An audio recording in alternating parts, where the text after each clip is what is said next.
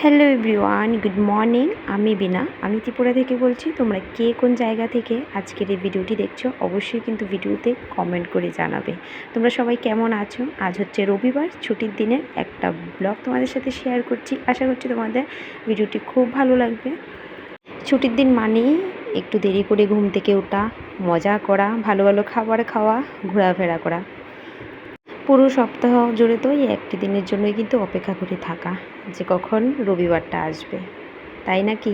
কিন্তু না বন্ধুরা, ইদানিং কিন্তু আমার জীবনে এই ছুটির দিনটা আসলে আমার খুব ভয় করে। আমার পুরো সপ্তাহ খুব ভালো কাটে, কিন্তু এই রবিবারটা আমার একদমই ভালো লাগে না। পুরো সপ্তাহ তো খুব তাড়াতাড়ি করে ঘুম থেকে উঠতে হয়, সারাদিন একটা দৌড়ের মধ্যে থাকতে হয়, কিন্তু রবিবারটা একটু দেরি করে উঠে বলে ঘুম থেকে মনে হয় যেন সারাদিনই কাজ করতে হয়। ওই উঠেছি কিন্তু 5:30 অ্যালার্ম দিয়েছি, 5:30 সজাগ হয়েছি, কিন্তু বিছানা থেকে নামতে নামতে ওই 6টা বেজে গেছে। উঠেই কিন্তু রৌদ্র উঠে গেছে।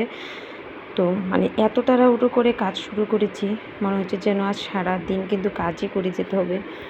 ওই যে অন্যদিন তো একটা মাথায় থাকে যে মেয়েকে 7টার মধ্যে রেডি করতে হবে, স্কুলে পাঠাতে হবে, কিন্তু জানি না, শনিবার রাতেই ভাবি যে না, দেরি করব না, সকালবেলা তাড়াতাড়ি ঘুম থেকে উঠে যাবো রবিবারে। কিন্তু ওই যে সকালবেলা যখন ঘুম থেকে সজাগ হব, মাথায় একটা থাকে যে আজ তো সানডে, এইটা ভেবেই কিন্তু সারাদিন পরে আমাকে দৌড়তে হয়। মেয়ের সাথে সাথে আমি ভুলে যাই যে ছুটির দিনটা তো শুধু মেয়ের জন্য আসছে, সানডে স্পেশাল। কিন্তু এই ছুটির দিনটা তো আমার জীবনে আসতো বিয়ের আগে, কিন্তু রবিবারেও তো রান্নাঘরটা খোলা থাকে, তাই না বন্ধুরা? তো সেটা আমি ভুলে যাই আর কি। যখন ওঠার পর সারাদিন কাজ করতে হয় তখন মনে পড়ে যে ভোরবেলা যদি তাড়াতাড়ি উঠে যেতাম তাহলে এখন 1 ঘন্টা আগে কাজটা শেষ হয়ে যেত।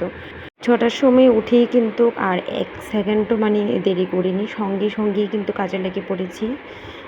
শনিবার থেকে রবিবারের দিনটা একটু বেশি ব্যস্ত হয়ে পড়ি, কারণ রবিবার আর ডান্স দুটোই মোটামুটি কাছাকাছি একটা টাইমে পড়ে যায় বলে মানে সারাদিন আমাকে খুব একটা দৌড়ের মধ্যে থাকতে হয়। যেমন সকাল 10টা থেকে 12টা পর্যন্ত মেয়ের 8টা থাকে, আবার 12:30 থেকে দুপুর 2টো পর্যন্ত মেয়ের ডান্সটা থাকে। সেজন্য মানে খুব তাড়াহুড়োতেই কাজটা করতে হয়, মানে খুব একটা অসুবিধে হয়ে যায়। এই কারণে মানে রবিবারটা আসলে যে একটু ভালো মন্দ ঘরে রান্না করব, সেই সুযোগটাই হয়ে ওঠে না। 6টার সময় ঘুম থেকে উঠে কিন্তু বাসি কাজকর্ম সব কিছু সেরে স্নান করে এখন এসে ঘড়িতে দেখছি 7:15 বেজে গেছে।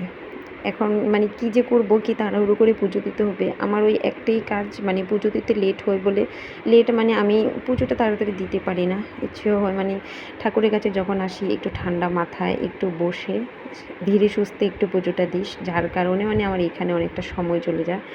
তো এখন আমি পুজো দেব, আর মেয়ে তো ওইদিকে ঘুমিয়ে আছে। ও ঘুমিয়ে থাকলে একটু ভালো করে কাজটা করা যায়, উঠে গেলে আর একটা ঝামেলা, এই পেছন পেছন ঘুরবে, বায়না করবে, পুজো দেবে, মানে হাজারটা ঝামেলা। আর রবিবারের দিন আমি একটু ঘুমোতেই দিই ওকে, মানে পুজো টুজো দিয়ে তারপর ডাকবো, কারণ সপ্তাহের অন্য দিনগুলোতে ওকে সকালবেলা উঠতে হয়, ছোটো বাচ্চা। সেজন্য রবিবারের দিনটা আসলে আমি একটু ওকে ঘুমোতে দিই, একটু দেরি করেই ডাকি। এই যে পুজো টুজো শেষ করে এখন সপ্তাহের একদিন কিন্তু এই নিম পাতার জলটা মামে দুজনেই খায় আর কি। তো এই তো এখন ওর কাছে নিয়ে যাব।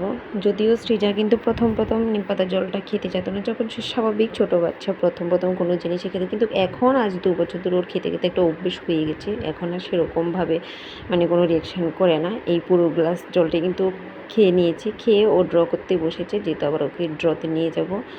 আর এদিকে আমি ওকে টিফিন খাইয়ে কিন্তু এই যে ড্রতে এখন এসে ওকে দিয়ে গেছি।